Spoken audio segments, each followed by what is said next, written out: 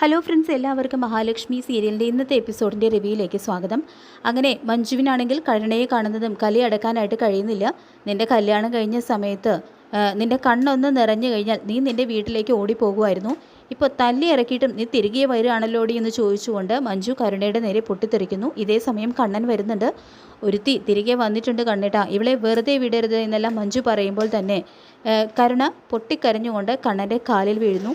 നീ എന്തിനാ എൻ്റെ കാലിൽ വീഴുന്നതെന്ന് കണ്ണൻ ചോദിക്കുമ്പോൾ മുത്തശ്ശി ഉപദേശിച്ചു കാണും അനുനയത്തിൽ നിന്നിട്ട് കണ്ണേട്ടനെയും ഏട്ടത്തിയൊക്കെ കുഞ്ഞിനെയൊക്കെ കൊല്ലാൻ എന്ന് മഞ്ജു പറയുന്നതും അതൊന്നുമല്ല കണ്ണേട്ടാ, നടന്ന സംഭവങ്ങളൊക്കെ എന്നെ അത്രമാത്രം തളർത്തി കഴിഞ്ഞു. എൻ്റെ കുഞ്ഞിനെ ഓർത്താണ് ഞാൻ എല്ലാം സഹിക്കുന്നത് എന്നെല്ലാം കരുണ പൊട്ടിക്കരഞ്ഞുകൊണ്ട് പറയുന്നതും നിൻ്റെ ഭർത്താവ് അവൻ അറുത്ത കൈക്ക് ഉപ്പ് തേക്കാത്തവനാണ്. നീയോ നിൻ്റെ വീട്ടുകാരോ എന്തെങ്കിലുമൊക്കെ കൊടുത്തു കഴിഞ്ഞാൽ അവൻ നിന്നെ നോക്കും, അല്ലാതെ അവൻ ആരോടും ഒരു സ്നേഹമോ ആത്മാർത്ഥതയോ ഒന്നുമില്ല. അങ്ങനെ ഒരുത്തനോടൊപ്പം നീ ജീവിക്കുന്നതിനേക്കാൾ നല്ലത് നീ നിൻ്റെ മുത്തശ്ശിയുടെ അടുത്ത് പോയി നിൽക്കുന്നത് തന്നെയാണ്. അതുകൊണ്ട് തന്നെ ഇവളെ ഒരു കാരണവശാലും വീട്ടിലേക്ക് കയറ്റരുത് എന്നെല്ലാം മഞ്ജു വീണ്ടും പറയുന്നുണ്ട് കേട്ടോ കണ്ണനോട്. ഇതേ സമയം കണ്ണൻ ആ തീരുമാനം പറയുന്നു. അതായത് ഉണ്ണിയോടൊരു കാര്യം ഞാൻ മുൻപ് തന്നെ പറഞ്ഞിട്ടുണ്ടായിരുന്നു, നീ എന്തെങ്കിലും തെറ്റ് ചെയ്താൽ ഞാൻ നിന്നോടൊപ്പം അവനെയും ഇറക്കി വിടുമെന്ന്. പക്ഷേ ഇവിടെ ഇപ്പോൾ തെറ്റ് ചെയ്തിരിക്കുന്നത് അവനാണ്. ചില തീരുമാനങ്ങളൊക്കെ ഞാൻ എടുത്തിട്ടുണ്ട്. അവനിപ്പോൾ ജോലിയൊന്നും ചെയ്യാൻ കഴിയാതെ ബെഡിൽ കിടക്കുകയാണ്. മാർക്കോ അവൻ്റെ കാല് തല്ലി ഒടിച്ചതുകൊണ്ട് തന്നെ അവൻ്റെ ചികിത്സാ ചിലവൊക്കെ ഞാൻ വഹിക്കും. പക്ഷേ അവൻ നടന്നു തുടങ്ങിക്കഴിഞ്ഞാൽ അവൻ തന്നെ സ്വന്തമായിട്ട് അധ്വാനിച്ച് കുടുംബം നോക്കണം. ഇതുവരെ നടന്നിരുന്ന എല്ലാ ആനുകൂല്യങ്ങളും നിർത്തുമെന്നെല്ലാം കണ്ണൻ തുറന്നടിച്ച് പറയുമ്പോൾ അതൊരു നല്ല തീരുമാനം തന്നെയാണെന്ന് ദുർഗയും പറയുമ്പോൾ അമ്മയുടെ വാക്കൊന്നും പൂർണ്ണമായിട്ട് വിശ്വസിക്കാൻ കഴിയില്ല എന്ന് പറയുന്നുണ്ട് മഞ്ജു. തുടർന്ന് അവൻ എന്തൊക്കെ ദ്രോഹങ്ങൾ ചെയ്തിട്ടും ഞാൻ ഇതുവരെ കടുത്ത തീരുമാനങ്ങളൊന്നും എടുത്തിരുന്നില്ല.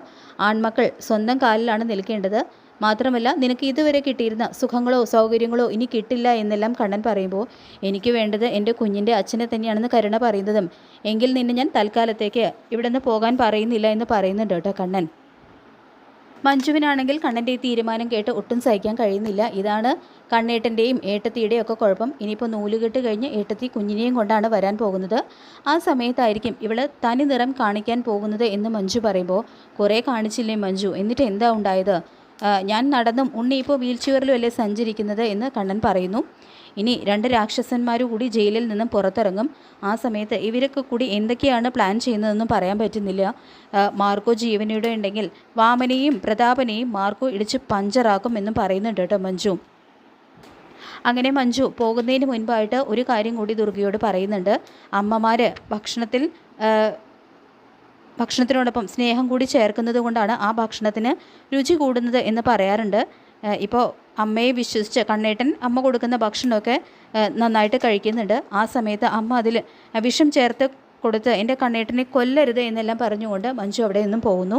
തുടർന്ന് ദുർഗയാണെങ്കിൽ കരുണയെ അവിടെ നിന്നും ആട്ടിപ്പായിക്കുന്നു. ഇത് കാണുന്ന കണ്ണൻ അവളെ ഈ സമയത്ത് ഇങ്ങനെ വേദനിപ്പിക്കാൻ പാടില്ല അമ്മേ, കരുണയോ ഉണ്ണിയോ എന്തൊക്കെ തെറ്റ് ചെയ്താലും ആ കുഞ്ഞ് എന്ത് പിഴച്ചു എന്ന് കണ്ണൻ പറയുമ്പോൾ എന്തിനാ അങ്ങനെ ഒരു കുഞ്ഞ് ജനിക്കുന്നത്, അതിൻ്റെ കൂടി ഭാവി കളയാനാണെന്ന് ദുർഗ ചോദിക്കുന്നതും ഉണ്ണിയും കരുണയ്ക്കാണെങ്കിലും നല്ലത് പറഞ്ഞു കൊടുക്കാനൊന്നും ആരും ഉണ്ടായിട്ടില്ല.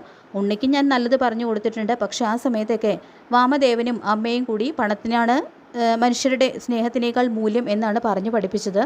പ്രതാപനും മുത്തശ്ശിയാണെങ്കിൽ കരുണയെയും അത്തരം ഉപദേശങ്ങളാണ് നൽകിയത്. പിന്നെ അവർ ഇങ്ങനെയൊക്കെ ആയില്ലെങ്കിലേ അത്ഭുതമുള്ളൂ എന്ന് പറയുന്നുണ്ട് കേട്ടോ കണ്ണൻ. പിന്നീട് കാണിക്കുന്നത് ഉണ്ണിയാണെങ്കിൽ മഞ്ജു വന്ന് പറഞ്ഞിട്ട് പോയ കാര്യങ്ങളെക്കുറിച്ചെല്ലാം ഓർത്തുകൊണ്ട് നടക്കുന്നു. ഇതേ സമയം കരുണ വരികയാണ്. കരുണയെ കാണുന്നതും ആവേശം മൂത്ത് നീ ഇവിടെ നിന്ന് ഇറങ്ങിപ്പോയതല്ലേ, പിന്നെ എന്തിനാ തിരികെ വന്നത്? എന്നെ ഒന്നും ഹെൽപ്പ് ചെയ്യാൻ പോലും നിൽക്കാതെയല്ലേ നീ പോയത്? പെട്ടെന്ന് എന്താ ഒരു മാറ്റം എന്നെല്ലാം ചോദിക്കുന്നു. തുടർന്ന് വീട്ടിൽ ചെന്നപ്പോൾ ആ കിളവ് പറഞ്ഞു വയറ്റിലൊരു കുഞ്ഞുണ്ട്, അതുകൊണ്ട് ഭർത്താവിനെ കളയരുതെന്നെല്ലാം പറയുമ്പോൾ ഇതിനു മുൻപ് ഞാൻ എല്ലാവരെയും അനുസരിച്ച് നിന്നത് എൻ്റെ അച്ഛൻ വലിയൊരു തെറ്റ് ചെയ്തതുകൊണ്ടാണ്. ഇപ്പോൾ അങ്ങനെയല്ല, എനിക്ക് മാറിയേ പറ്റൂ, അല്ലെങ്കിൽ എൻ്റെ കുഞ്ഞിനെ പോലും അത് ബാധിക്കും എന്ന് കരുണ പറയുന്നതും നിൻ്റെ ചേച്ചിയെയും ആ കണ്ണനെയൊക്കെ സ്നേഹിച്ചു നിൽക്കാനാണോ നിൻ്റെ തീരുമാനം എന്ന് ഉണ്ണി ചോദിക്കുന്നതും എനിക്ക് എന്തെങ്കിലും അത്യാവശ്യം വന്നു കഴിഞ്ഞാൽ അത് സാധിച്ചു തരാനുള്ള ഒരു മനസ്സ് പോലും നിങ്ങൾക്കില്ല. അങ്ങനെ ഒരാളെ ഞാൻ എന്തിനാ സ്നേഹിക്കുന്നതെന്ന് ചോദിക്കുന്നുണ്ട് കേട്ടോ കരുണ. എങ്കിൽ നിനക്ക് ബന്ധം വേർപ്പെടുത്തി പോയിക്കൂടെ എന്നുണ്ണി ചോദിക്കുന്നതും അതിന് പോലും പറ്റാത്ത സാഹചര്യമായി പോയി. അന്നത്തെ ആക്സിഡൻറ്റിൻ്റെ നഷ്ടപരിഹാരം വേണമെന്ന് പറഞ്ഞ് വാശിയോടെ നിൽക്കുകയല്ലേ നിങ്ങൾ. അങ്ങനെ ആയിക്കഴിഞ്ഞാൽ എൻ്റെ അച്ഛൻ്റെ സർവ്വ സ്വത്തുക്കളും വിൽക്കേണ്ടി വരും. അതുമാത്രമല്ല ചിലപ്പോൾ എൻ്റെ മുത്തശ്ശിയുടെ വീടും ആഭരണങ്ങളൊക്കെ വിൽക്കേണ്ടി വരും എന്നെല്ലാം കരുണ പറയുന്നതും ഓ അതൊക്കെ എനിക്ക് സ്വന്തമാണെന്ന് നീ അറിഞ്ഞില്ലല്ലോ എന്നെല്ലാം ഉണ്ണി ചിരിയോടുകൂടി മനസ്സിൽ പറയുന്നു. അതുകൊണ്ട് തന്നെ എൻ്റെ മനസ്സ് മാറ്റാൻ തന്നെയാണ് ഞാൻ തീരുമാനിച്ചിരിക്കുന്നത് എന്ന് കരുണ പറയുമ്പോൾ നീ എന്താണ് ഉദ്ദേശിക്കുന്നതെങ്കിൽ അതങ്ങ് ആയിക്കോ. ഇനിയിപ്പോൾ ഇതെല്ലാം നിൻ്റെ അഭിനയമാണെങ്കിൽ അതിന് നല്ലതാണെങ്കിലും അല്ല സീരിയസ് ആണെങ്കിൽ അതിനെ ഞാൻ കൂട്ടു നിൽക്കില്ല എന്നെല്ലാം ഉണ്ണി പറയുമ്പോൾ ഞാൻ സീരിയസ് തന്നെയാണ്. ഇനിയിപ്പോൾ ഇവിടുത്തെ ഒരു പണിയും ചെയ്യാനൊന്നും എനിക്ക് ഒരു മടിയില്ല. എൻ്റെ കുഞ്ഞിന് വേണ്ടി ചില വ്യക്തമായിട്ടുള്ള തീരുമാനങ്ങൾ എടുത്തിട്ട് തന്നെയാണ് ഞാൻ വന്നിരിക്കുന്നതെന്നും തൻ്റെ തീരുമാനം തുറന്നടിക്കുന്നുണ്ട് കേട്ടോ കരുണ. പിന്നീട് കരുണ ദുർഗയെ സഹായിക്കാനായിട്ട് അടുക്കളയിലേക്ക് ചെല്ലുമ്പോൾ നിൻ്റെ ഒരു സഹായവും വേണ്ട, കണ്ണന് ഇങ്ങനെ ഒരു അപകടം പറ്റുമെന്ന് അറിഞ്ഞിട്ടും നീ അത് പറഞ്ഞോ, അങ്ങനെയുള്ള നിന്നെ എങ്ങനെ ഞാൻ വിശ്വസിച്ച് അടുക്കളയിലേക്ക് കയറ്റു എന്ന് പറയുമ്പോൾ ആ ഒരു സാഹചര്യമൊക്കെ ഞാൻ പറഞ്ഞതല്ലേ അമ്മയെന്ന് പറയുന്നുണ്ട് കേട്ടോ കരുണ.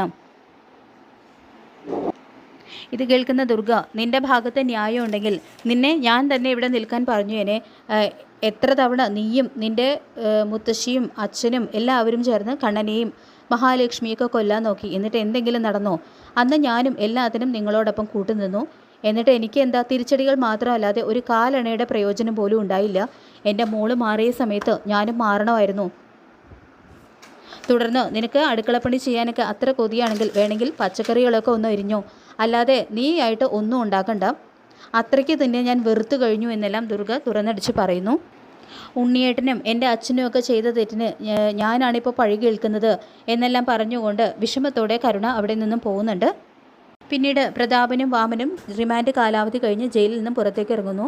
എങ്ങനെയെങ്കിലും കണ്ണൻ്റെ കാല് പിടിക്കണം, ഉള്ളതൊക്കെ വിറ്റു തൊലച്ചിട്ടായാലും വേണ്ടില്ല, കണ്ണൻ അതൊക്കെ കൊടുക്കാം, എന്നാലും കോടതിയിൽ അത്രയ്ക്കൊന്നും കൊടുക്കേണ്ടി വരില്ലല്ലോ എന്നെല്ലാം പ്രതാപം പറയുമ്പോൾ കണ്ണന് നിൻ്റെ സ്വത്തും പണവും ഒന്നും ആവശ്യമില്ല, അവൻ കോടീശ്വരനാണ്. പിന്നെ അവന് നമ്മളോട് സിമ്പതി തോന്നണം, അതിനുള്ള സാധ്യത കുറവാണ്. എല്ലാത്തിനും കാരണം നിൻ്റെ മോളാണ്. നിൻ്റെ മോള് ലക്ഷ്മി തള്ളിയിട്ടില്ലായിരുന്നെങ്കിൽ അവനിപ്പോൾ കേസിനൊന്നും പോകില്ലായിരുന്നു എന്നെല്ലാം വാമൻ പറയുമ്പോൾ അതൊന്നുമല്ല, കൊലപാതകമാണെന്ന് അറിഞ്ഞപ്പോഴാണ് കണ്ണൻ കേസിന് പോകാൻ തീരുമാനിച്ചതെന്ന് പ്രതാപന് പറയുന്നു. ശേഷം എൻ്റെ കയ്യിൽ നഷ്ടപരിഹാരം കൊടുക്കാനായിട്ട് ഒരു നയാ കാശില്ല എന്നെല്ലാം വാമൻ പറയുമ്പോൾ എങ്കിൽ ഒരു 4-5 വർഷം കൂടി ജയിലിൽ കിടന്നാൽ മതി, അത് അതിൻ്റെ കൂടെ ചേർന്നോളും എന്നെല്ലാം പ്രതാപൻ പറയുന്നു. താൻ അന്ന് എനിക്ക് ആ കൊട്ടേഷൻ തന്നില്ലായിരുന്നെങ്കിൽ ഞാനിപ്പോൾ അന്തസ്സായിട്ട് ജീവിക്കുമായിരുന്നു എന്ന് പ്രതാപനും പറയുന്നുണ്ട്. അങ്ങനെ പ്രതാപനും വാമനും വരുന്ന വഴിക്ക് മാർക്കോയും ലോപ്പസും ആണെങ്കിൽ അവരെ നല്ല രീതിയിൽ സ്വീകരിക്കാനായിട്ട് കാത്തു നിൽക്കുന്നു. തുടർന്ന് ലോപ്പസ് ചെന്ന് ഡ്രൈവറെ പുറത്തേക്ക് ഇറക്കി അയാളെ ഓടിച്ചു വിടുന്നുണ്ട്. വാമനും പ്രതാപനും ആണെങ്കിൽ മാർക്കോയെ കണ്ട് അടപടലം ഞെട്ടി വരികയാണ്. ഞങ്ങളെ ഒന്നും ചെയ്യല്ലേ മാർക്കോ എന്ന് പ്രതാപനും വാമനും കൂടി പറയുമ്പോൾ നീ കൊട്ടേഷൻ കൊടുത്തിട്ടില്ലേ കണ്ണൻ സാറിൻ്റെ അച്ഛൻ പോയത്, കണ്ണൻ സാറിൻ്റെ അരയ്ക്ക് കീഴ്പോട്ട് തളർന്നു എന്നെല്ലാം പറയുമ്പോൾ അതിനുള്ള ശിക്ഷയാണല്ലോ ഞങ്ങൾക്ക് കോടതി തന്നതെന്ന് വാമൻ പറയുന്നത്. അതുമാത്രം പോരാ, ഞങ്ങൾക്കും ഒരു വിധി പറയും, അതിനു വേണ്ടിയിട്ടാണ് ഞങ്ങൾ നിങ്ങളെ കൊണ്ടുപോകാൻ പോകുന്നത്. നിങ്ങൾ ചെയ്ത കാര്യങ്ങളൊക്കെ അറിഞ്ഞു കഴിഞ്ഞപ്പോൾ ജയിൽ പൊളിച്ച് നിങ്ങളെയൊക്കെ അവിടെയിട്ട് കത്തിക്കാനാണ് തോന്നിയതെന്നെല്ലാം മാർക്കോ പറയുന്നുണ്ട് കേട്ടോ അവരോട്. അന്ന് നീ തന്ന തല്ലിൻ്റെ വേദന ഇതുവരെ മാറിയിട്ടില്ല എന്നെല്ലാം പ്രതാപം പറയുമ്പോൾ എല്ലുകളൊക്കെ സെറ്റായി കാണും, അതൊക്കെ ഒന്നുകൂടി നമുക്ക് ഉറപ്പിക്കാമെന്ന് മാർക്കോ പറയുന്നു. തുടർന്ന് 2 എണ്ണത്തിനെയും വണ്ടിയിൽ കയറ്റാൻ ഞാൻ പുറകെ വരാമെന്നും മാർക്കോ ലോപ്പസിനോട് പറയുന്നുണ്ട്. അങ്ങനെ മാർക്കോ പറഞ്ഞതുപോലെ ലോപ്പസ് ചെയ്യുന്നു. തുടർന്ന് അവരുടെ വണ്ടിക്ക് പുറകെ പോകാൻ തയ്യാറാകുന്ന മാർക്കോയെ കാണിച്ചുകൊണ്ടാണ് എപ്പിസോഡ് അവസാനിക്കുന്നത്. ഈ റിവ്യൂ ഇഷ്ടപ്പെട്ടെങ്കിൽ ലൈക്ക് ചെയ്യുക, ചാനൽ കൂടി ഒന്ന് സബ്സ്ക്രൈബ് ചെയ്ത് സപ്പോർട്ട് ചെയ്യുക. താങ്ക്